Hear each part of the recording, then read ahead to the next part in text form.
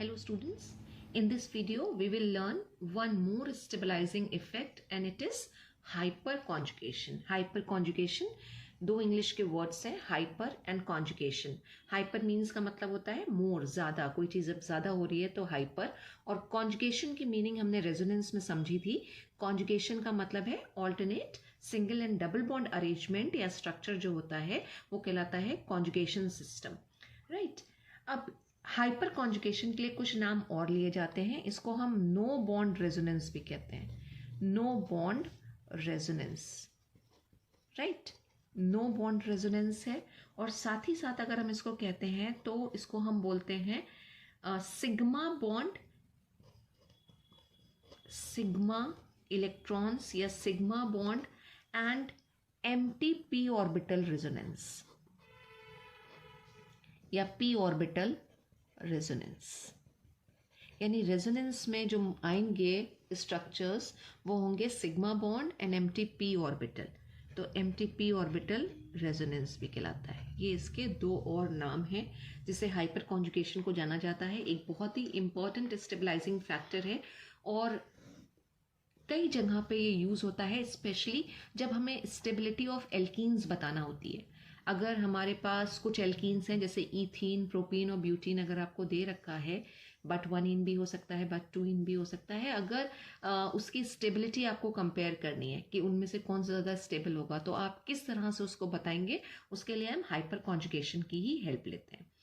अब hyper conjugation कौन से मॉलिक्यूल शो करेंगे, एसेंशियल कंडीशन की बात आती है कि एसेंशियल कंडीशन क्या है किसी भी मॉलिक्यूल को हाइपर कॉन्जुगेशन शो करने के लिए.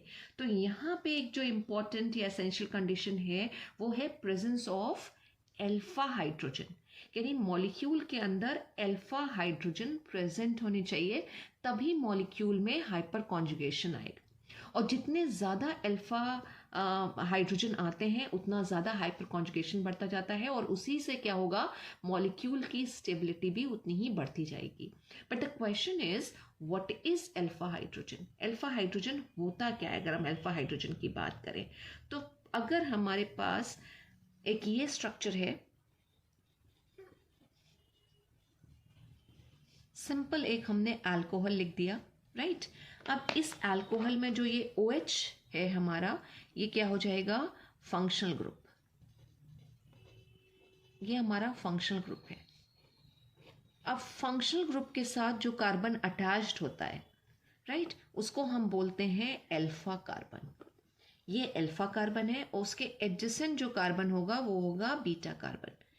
राइट. तो फंक्शनल ग्रुप से जो कार्बन अटैच्ड होता है वो होता है अल्फा कार्बन और अल्फा कार्बन के साथ जो हाइड्रोजन अटैच्ड होते हैं उन्हीं को हम बोलते हैं अल्फा हाइड्रोजन. तो इस पर्टिकुलर मॉलिक्यूल में अगर हम बोलें तो हमारे पास कितने अल्फा हाइड्रोजन है, तो सिर्फ 2 अल्फा हाइड्रोजन है हमारे पास.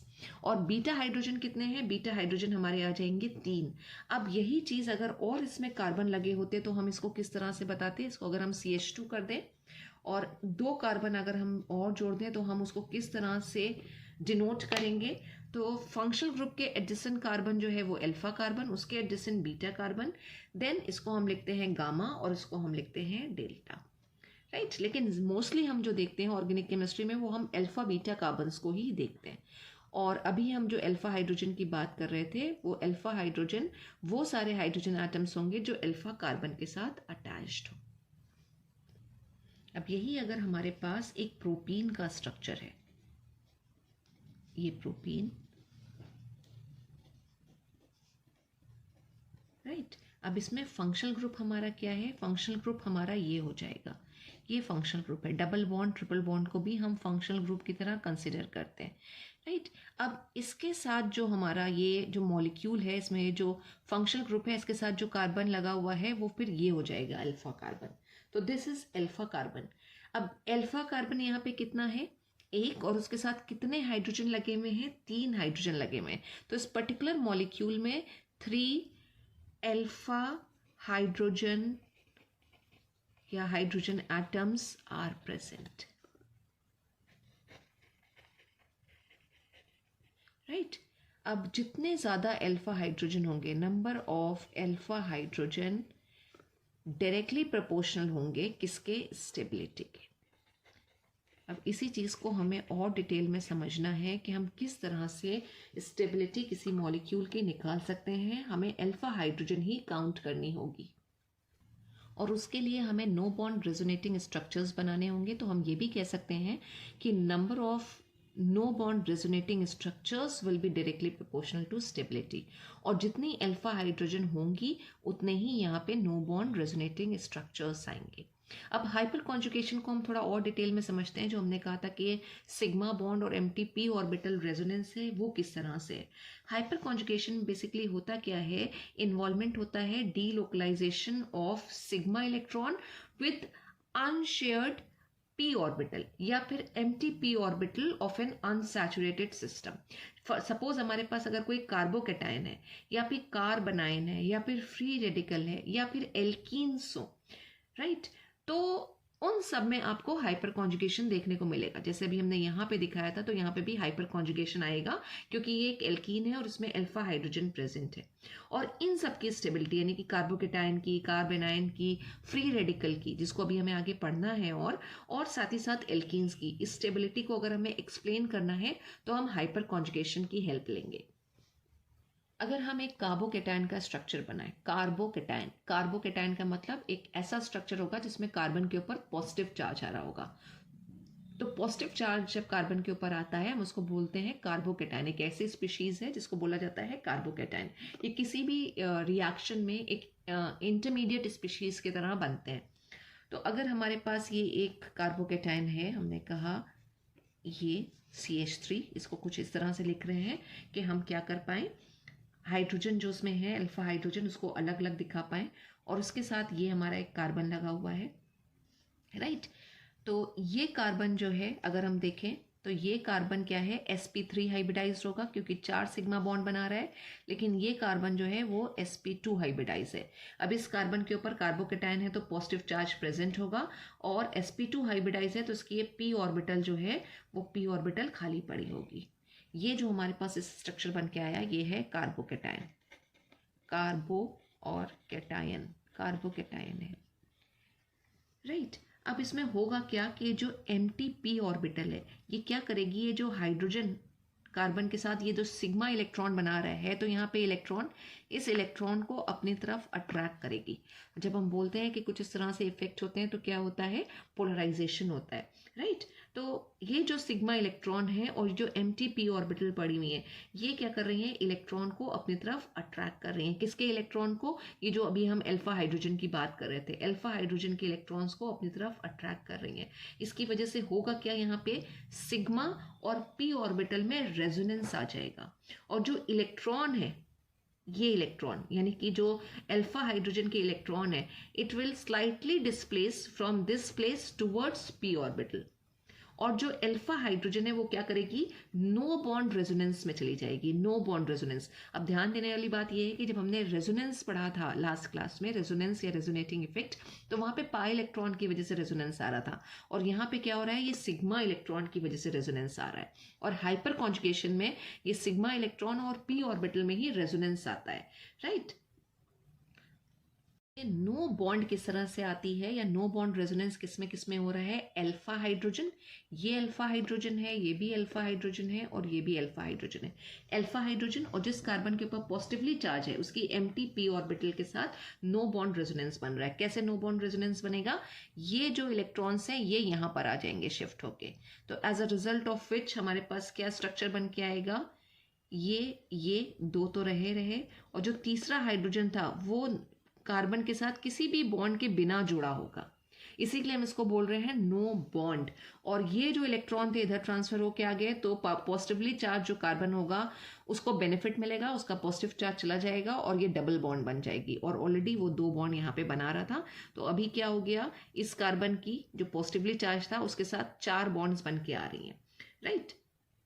ये स्ट्रक्चर हमारे पास बन जाएगा, और ये अल्फा हाइड्रोजन इस सिस्टम के साथ नो बॉन्ड या ये कहें कि बिना किसी बॉन्ड के साथ अटैच्ड है, इसी को हम बोलते हैं नो बॉन्ड रेजोनेंस। और किसकी वजह से नो बॉन्ड रेजोनेंस आया, सिग्मा बॉन्ड या सिग्मा इलेक्ट्रॉन और MTP orbital of this positively charge carbon.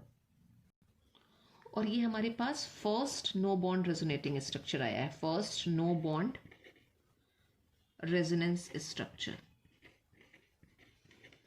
Right. अभी और क्या हो सकता है, ऐसे ही 3 स्ट्रक्चर्स बन सकते हैं, 3 स्ट्रक्चर बन सकते हैं भाई। 3 अल्फा हाइड्रोजन है, एक बार ये नो बॉन्ड में गया, दूसरी बार हो सकता है ये वाला हाइड्रोजन नो बॉन्ड में जाए तो ये H+ हो जाएगा, इधर H जुड़ा रहेगा और हमारे पास ये H जुड़ा हुआ है, राइट, और बाकी एज इट इज रहना है। और तीसरी बार में क्या हो सकता है, ये वाला H+ के फॉर्म में निकल जाए अपने सिग्मा इलेक्ट्रॉन देके और नो बॉन्ड रेजोनेंस। तो टोटल कितने बनेंगे, फर्स्ट हो गया, ये सेकेंड हो गया, और तीसरी बार में जब ये हाइड्रोजन निकलेगा तो तीसरा यहाँ पे नो बॉन्ड रेजोनेटिंग स्ट्रक्चर बन के आएगा। तो हम ये भी कह सकते हैं कि जितने अल्फा हाइड्रोजन है, number of alpha hydrogen is equal to no bond, ठीक है, ये नंबर है और ये नो है, no bond resonance structure, resonance structure. तो आई होप बात समझ में आ गई होगी। जब हम एक से ज्यादा स्ट्रक्चर लिख सकते हैं किसी भी मॉलिक्यूल के लिए, उसी को ही तो हम बोलते हैं रेजोनेंस। तो रेजोनेंस तो आ रहा है, लेकिन रेजोनेंस कैसे आ रहा है, बिना बॉन्ड के आ रहा है। जो अल्फा हाइड्रोजन है वो किसी बिना बॉन्ड के, बिना किसी बॉन्ड के कार्बन के साथ यहाँ पे है, राइट। तो इसको हम फिर क्या बोलेंगे, नो बॉन्ड रेजोनेंस। और sigma electrons are involved with empty p orbital, so it is also called sigma p orbital conjugation और सिग्मा p ऑर्बिटल रेजोनेंस। अब हाइपर कॉन्जुगेशन का एप्लीकेशन पार्ट, यूजुअली आपसे एग्जाम में हाइपर कॉन्जुगेशन का application पूछा जाता है, और जब हम इसके एप्लीकेशन या यूज की बात करते हैं तो hyperconjugation is basically use to compare stability of alkenes. अगर हमको कुछ एल्कीन्स दिए हों और हमसे पूछा जाए उन्हें स्टेबिलिटी के ऑर्डर में अरेंज करिए, या फिर कौन सा एल्कीन ज़्यादा स्टेबल होगा। जैसे फॉर एग्जाम्पल 2 हमें यहाँ पे ये एल्कीन के स्ट्रक्चर दे रखे हैं और हमसे पूछा जाए इनमें से स्टेबल कौन सा ज़्यादा है, हमें कुछ नहीं करना है, हमें सिर्फ उसमें क्या करना है, अल्फा हाइड्रोजन देख लेना है। क्योंकि जितने ज़्यादा अल्फा हाइड्रोजन होंगे, जो हमने यहाँ पे लिखा था, उतने ही ज़्यादा no bond resonance structure possible है, और जितने ज़्यादा रेजोनेंस स्ट्रक्चर बढ़ते जाते हैं उतनी ज़्यादा स्टेबिलिटी बढ़ती जाती है। तो ये जो पर्टिकुलर मॉलिक्यूल है जिसमें ये कार्बन कार्बन के बीच में डबल बॉन्ड आ रहा है और ये हमारे CH3 ग्रुप अटैच्ड है, अगर हम इसका IUPAC नाम बोलें तो IUPAC नाम हो जाएगा इसका। नंबरिंग हम करेंगे 1 2 3 4, तो सेकेंड कार्बन और थर्ड कार्बन के साथ मिथाइल जुड़ा हुआ है, तो ये नाम हो जाएगा 2,3 डाइमिथाइल बट 2ईन। और उसके साथ कंपेयर करने के लिए एक एल्कीन दे रखा है जो कि बेसिकली क्या है, 2-मिथाइल प्रोपीन का स्ट्रक्चर है, राइट। अब इसमें ये वाला जो सिस्टम है कार्बन कार्बन डबल बॉन्ड, इसके साथ हमें देखना है कितने कार्बन अटैच्ड हैं, और यहाँ पे ये है, तो इसके साथ ये 2 अल्फा कार्बन है और इसके साथ ये 4 अल्फा कार्बन है, और टोटल अगर हम हाइड्रोजन की बात करें तो 3 3 6 9 और 12 अल्फा हाइड्रोजन है। और यहाँ पे कितनी अल्फा हाइड्रोजन है, यहाँ पे 6 अल्फा हाइड्रोजन है। तो कौन सा एल्कीन ज्यादा स्टेबल होगा, this will be more stable than this, because as the number of alpha hydrogen increases, no bond resonance increases, and then stability in turn increases. Propene और इथीन के structures हैं, इनमें कौन ज़्यादा स्टेबल होगा, तो हम बात करें तो ये हमारा आ रहा है फंक्शनल ग्रुप या carbon carbon double bond system, right. इसके साथ कितने अल्फा कार्बन है, 1 अल्फा कार्बन है, और उसके साथ कितनी अल्फा हाइड्रोजन लगी हुई है, 3 अल्फा हाइड्रोजन एटम्स लगे हुए हैं। इसकी बात करें तो ये इथीन का मॉलिक्यूल हो गया, राइट। कोई भी अल्फा कार्बन नहीं है, जब अल्फा कार्बन नहीं है तो अल्फा हाइड्रोजन भी नहीं आएगी, तो यहाँ पे क्या है, नो अल्फा हाइड्रोजन, कोई अल्फा हाइड्रोजन एटम प्रेजेंट नहीं है। तो ऑब्वियसली बात है कौन सा एल्कीन ज़्यादा स्टेबल होना चाहिए, जिसमें अल्फा हाइड्रोजन आएगा, तो this propene will be more stable than ethene. अगर आपसे रीजनिंग में भी क्वेश्चन पूछ लिया जाए why propene is more stable than this, तो आपको यही लिखना है कि propene molecule will undergo hyperconjugation, it will show no bond resonating structures और no bond resonance structures, because it will be having how many alpha hydrogens, 3 alpha hydrogens, whereas in ethene no alpha hydrogen is present, therefore no bond resonance will be shown by ethene molecule, and in turn what will happen, propene will get more stable than this. और दूसरा application part अभी हमने carbocation के साथ देखा था, carbocation की stability को भी आप हाइपर कॉन्जुगेशन से एक्सप्लेन कर सकते हैं, प्लस आईएफएक्स से भी हमने समझा था, हाइपर कॉन्जुगेशन से भी हम एक्सप्लेन कर सकते हैं, और वो ज़्यादा सूटेबल मेथड है हाइपर कॉन्जुगेशन से बताना। कार्बन के ऊपर अगर पॉजिटिव चार्ज है, राइट, तो उसके साथ जो ये अटैच कार्बन होगा ये अल्फा कार्बन होगा। अब इस अल्फा कार्बन पे जितने ज़्यादा अल्फा हाइड्रोजन बढ़ते चले जाएंगे उतना ज़्यादा क्या होगा, कार्बोकेटायन स्टेबल होता चला जाएगा। और एज पर अगर हम हाइपर कॉन्जुगेशन जाएं तो जो टर्शरी कार्बोकेटाइंस होते हैं वो ज़्यादा स्टेबल होते हैं सेकेंडरी से, और सेकेंडरी ज़्यादा स्टेबल होते हैं प्राइमरी से। तो अभी आगे की क्लासेस में जब हम कार्बोकेटाइंस की बात करेंगे तो हम उनका स्टेबिलिटी ऑर्डर भी देखेंगे, और स्टेबिलिटी को बहुत बेटर तरीके से हम हाइपर कॉन्जुगेशन से एक्सप्लेन कर सकते हैं। Thank you so much students.